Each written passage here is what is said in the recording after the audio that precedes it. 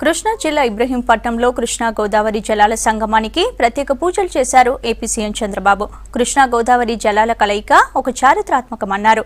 పెన్నా నదికి గోదావరి నదిని అనుసంధానం చేస్తామన్నారు.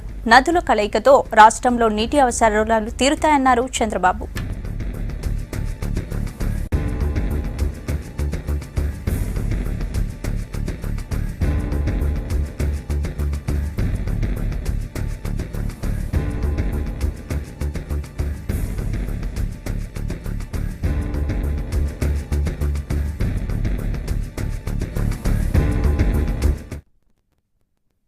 ఇది ఒక కళ సాధ్యమైన రోజున మీ అందరూ ఎంత ఆనందపడుతున్నారో మీ అందరికంటే ఎక్కువ ఆనందపడే వ్యక్తిని నేనని చెప్పి మరొక్కసారి మీ అందరికీ తెలియజేసుకుంటున్నాను.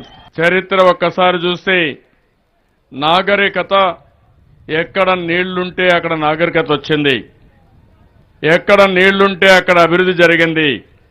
ఇప్పటికే కృష్ణా నది పైన 2 రాష్ట్రాలు ఉన్నాయి.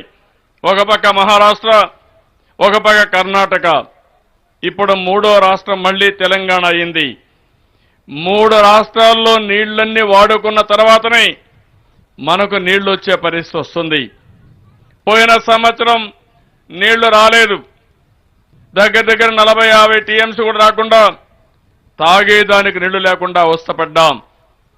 ఇవన్నీ చూసిన తర్వాత నాకు అనిపించింది, ఈ రాష్ట్రానికి నదుల అనుసంధానం తప్ప వేరే మార్గం లేదని ఆలోచించి పోలవరానికి ప్రాధాన్యత ఇచ్చింది ఈ తెలుగుదేశం ప్రభుత్వం అని చెప్పి కూడా మీ అందరికీ తెలియజేస్తున్నా.